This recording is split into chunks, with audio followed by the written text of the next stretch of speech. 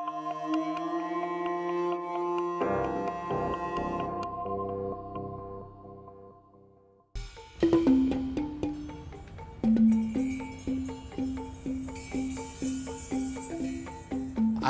of temporalness is a very real and important one. We have to accept the kind of temporalness also within art area.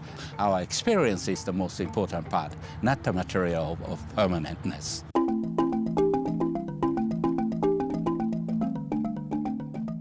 Kinji Akagawa is an artist who's been living here in the Twin Cities since the 1960s, and he's really one of the most important artists that we have here from Minnesota. An incredible sculptor, maker of public spaces, but also he's taught at the Minneapolis College of Art and Design for 40 years. This sculpture garden is one of the first piece I have made about 25 years ago. Late 80s, Martin Friedman, then the director of Walker, he said, well, Kinji, you want to make some bench and then meet a few group of people, and the incredible, wonderful, world-famous artists coming in, and me, the tiniest one from local stuff. And then just to make this, I thought, yeah, bench idea, it should be not just a physical rest, but intellectually, emotionally, people are going to encounter incredible diverse work here. And then I thought, well, then I should have a local material. Kinji's piece is really one of the most beloved pieces in the Minneapolis Sculpture Garden. Anytime you walk through the garden, you'll see someone lying down on it or resting on it. What's lovely about it, I think, is that it integrates so beautifully into the natural landscape because it uses materials that are local. This is a field stone. Indeed, farmers, Minnesota farmers, they hate stones, right, in the field. So this is from Stillwater area I got. And this one you may be very much familiar with, Taylor's Falls, that basalt, you know. And then this granite is a polished one. So it's a three different kind of environment coming from that. And then I was hoping that people will feel very, at home-ness of the piece rather than a strange one. Seating, it's again a physical body sitting.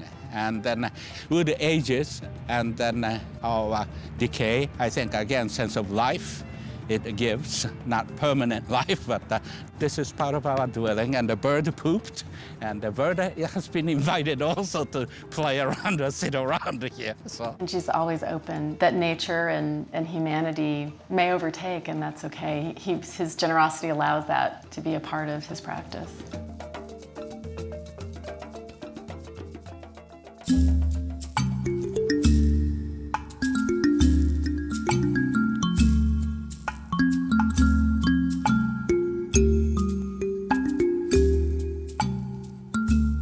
About 25 years ago, our office got a call from the park board and said that we got a gift from our sister city, Nagasaki, and wondered if you could design a park around it. What the gift was one balustrade from ground zero. Can you do a park? So if it came from a bridge, the initial thought it needed to have a bridge. And so after 25 years of weathering and it had worn out, we got a call from the park board again and said, could you replace it? And I said, are you interested in expanding the collaboration? And they said, sure. Mm-hmm. So my friend and colleague forever is Kinji. Collaboration is the most important part. And you brought another level of collaboration because you brought the students into it. That's right, yeah. Students came and then we laid the stones together.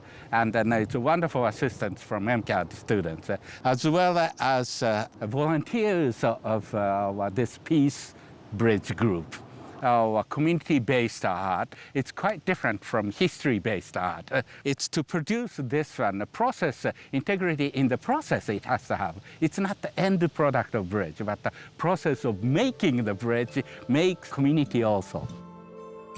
Okay, I remember that Heinrich had told us about the zigzag bridge, which meant that evil spirits only traveled in straight lines. Of course, I'm not telling you anything you'd already know. This bending, not only the kind of evil spirits cannot travel straight and then they'll drop off into the water, but the idea of this Yatsuhashi design is kind of playfulness from one point to the other.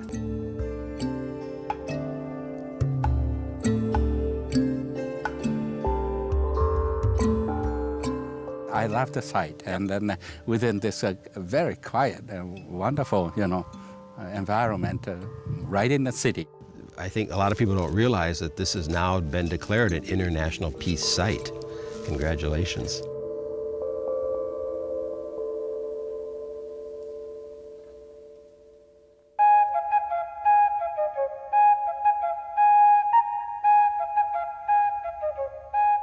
We are at the Normandale Community College. The site is in between Japanese garden, so-called, and the new building. I think there's no way I can merge the two aesthetics together. So what I went through is the educational institution going through the kind of backdoor entry to much more significant location activities. So activity here is to create a gathering space, first of all, so students can use any kind of outdoor classroom as such. Pergola is, again, I don't have the vegetable growing here or vines, but this is another 10 years, 20 years. Hopefully vines will grow, and then it will start to give a shade. As we looked at the various candidates that were considered, we felt that Kinji brought to the table an aesthetic and a sensitivity to the garden that made it possible for us to connect this building and the garden. It's kind of an idea here. It's from pointing this gradual up is when you come to the school, you are pretty much alone, and in between space, there's a pillar. One coming in and then broadening one's own kind of idea of education and enter to the school. When you get out, it's to, again, become independent and then go into the society. So this idea of passage, becoming something, being something. I like the design that Kinji presented. It tends to reach out, but it also tends to pull you in. And I like that. I think that is a very welcoming piece. By giving this circle right in the center, and then even maybe they can do some dancing here too. So that's my idea. There you go. Japanese dance. Here, Sky. Thank you very much. There you go.